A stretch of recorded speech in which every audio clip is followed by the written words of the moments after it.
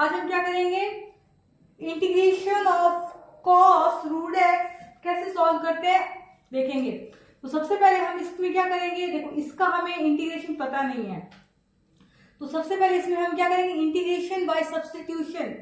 मैंने आपको एक लेक्चर करवा चुका है, तो आप उसमें जाकर देख सकते हैं। तो सबसे पहले हम क्या करेंगे, रूट एक्स को टी मान लेंगे, ये root x equals to t, इसको आई मान लीजिए, मैं यही करके बता रही हूं, ठीक है। आई इक्वल्स टू इंटीग्रेशन में cos root x d x, तो हमने माना क्या, root x equals to t. इसका डिफरेंशिएशन कीजिए तो आपके पास क्या है, अब हम इसका डिफरेंशिएशन करेंगे तो क्या आएगा, डिफरेंशिएशन करेंगे 1/2 root x d x equals to d t. Differentiation of x to the power n क्या होता है, n x to the power n minus one, वैसे ही किया हमने। तो ये कुछ x to the power half होगा, x to the power half है ना, तो फिर उसका करेंगे डिफरेंशिएशन। अब नेक्स्ट क्या करेंगे, हमें वैल्यू क्या रखनी है, dx की वैल्यू चाहिए। dx की वैल्यू देखो यहाँ पे dx की वैल्यू क्या आएगी हमारे पास में 2 रूट एक्स dt, जहां हमारे पास रूट एक्स हमने क्या माना था, t, वैल्यू रखो dx equals to 2t dt, ये हम इक्वेशन फर्स्ट मान लेते हैं। अब वैल्यू क्या पुट करेंगे, ये वाली हम dx की वैल्यू यहां रखेंगे 2t dt, और रूट एक्स को हम क्या रखेंगे यहाँ पे t, फिर इंटीग्रेशन बाय पार्ट लगेगा हमारा।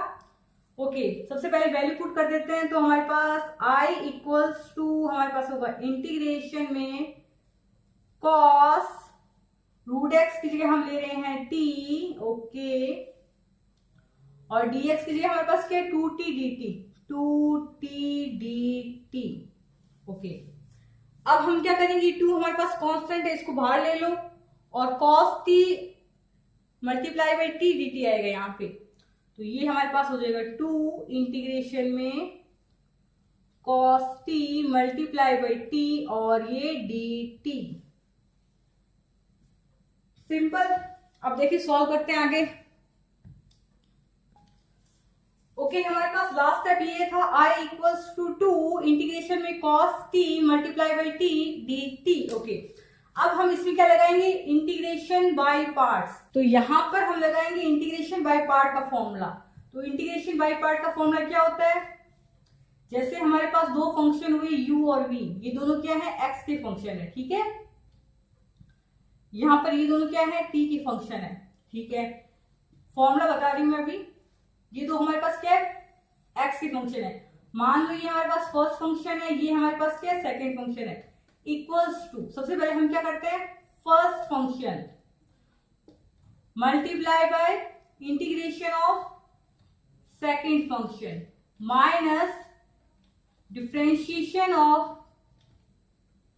First function integration of second function, और फिर इस होल टर्म का क्या करेंगे, इंटीग्रेशन, ठीक है।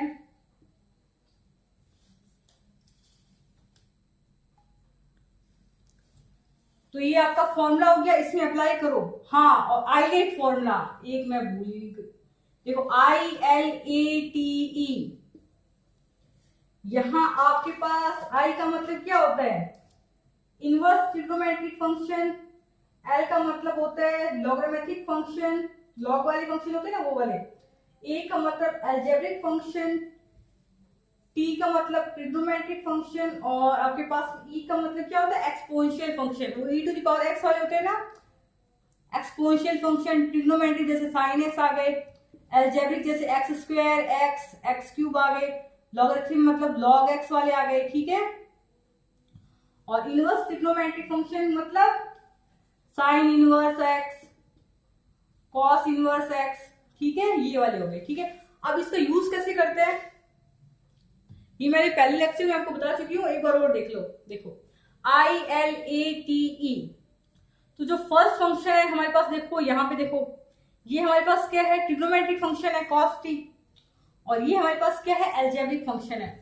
तो ट्रिग्नोमेट्रिक फंक्शन हमारे पास आ रहा है ये 4th नंबर पे, और एल्जेब्रिक हमारे पास फंक्शन आ रहा है यहाँ पे 3rd नंबर पे, राइट। मैंने ये एक्स में लिए हैं, आप टी में भी ले सकते हैं, ओके ठीक है। तो हम अब इसको कौन सा फर्स्ट फंक्शन माने, कौन सा सेकंड फंक्शन माने, जो पहले आ रहा है उसको तो मानो फर्स्ट फंक्शन, क्या आ रहा है पहले एल्जेब्रिक, इसको मानेंगे फर्स्ट फंक्शन, और जो बाद में आ रहा है जैसे ये 4th नंबर पे ट्रिग्नोमेट्रिक फंक्शन, तो इसको मानेंगे हम सेकंड फंक्शन। और फिर हम इसका क्या करेंगे, इंटीग्रेशन बाय पार्ट। चलो शुरू करते हैं। तो अब हम इस इंटीग्रेशन बाय पार्ट फॉर्मूला का यूज करेंगे। हमने फर्स्ट और सेकंड फंक्शन आई लेट की सहायता से फाइंड कर लिए हैं। तो देखो आई इक्वल्स टू ब्रैकेट में फर्स्ट फंक्शन हमारे पास t है, फिर integration of second function cos t dt, ठीक है, माइनस बड़ा सा इंटीग्रेशन का sign, differentiation of first function, okay, फिर integration of second function, integration of second function ये cos t, और ये हमारे पास हो जाएगा dt इजी। फिर इस होल टर्म का हम इंटीग्रेशन करते हैं, तो ये लो वापस dt।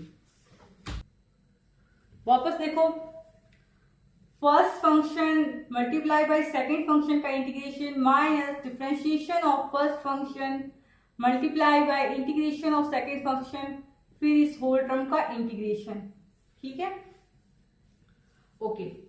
सॉल्व करो इसको, 2 इसको मिटा दे, ओके। हमारे पास ये हो जाएगा t cos t का इंटीग्रेशन क्या होता है बताओ, sin t,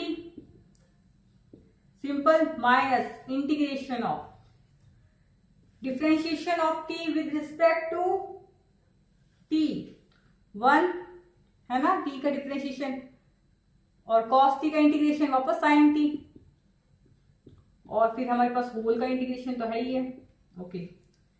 equals to answer आ रहा है हमारा 2t sin t minus integration of sin t minus cos t plus c, है ना। इंटीग्रेशन ऑफ sin t होता है माइनस cos t, एक माइनस ये रहा और एक इसका माइनस आएगा तो प्लस हो जाएगा, ठीक है ना, प्लस ये हो जाएगा हमारे पास cos t प्लस c।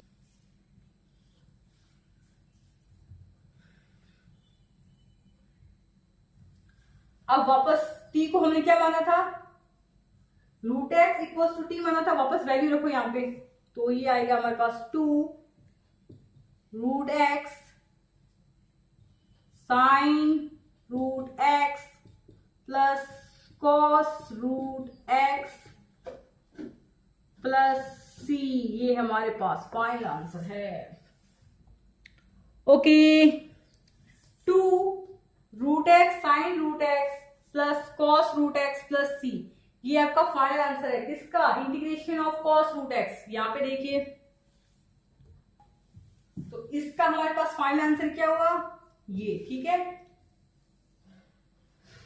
इस इंटीग्रेशन का हमारे पास फाइनल आंसर ये हो, okay. Thanks for watching this video by S Goyal mathematics. Video पसंद आए तो लाइक करें, शेयर करें, सब्सक्राइब करें and press the bell icon, जिससे मेरे सभी आने वाले वीडियोस के नोटिफिकेशन सबसे पहले आप तक पहुंचे। Thank you.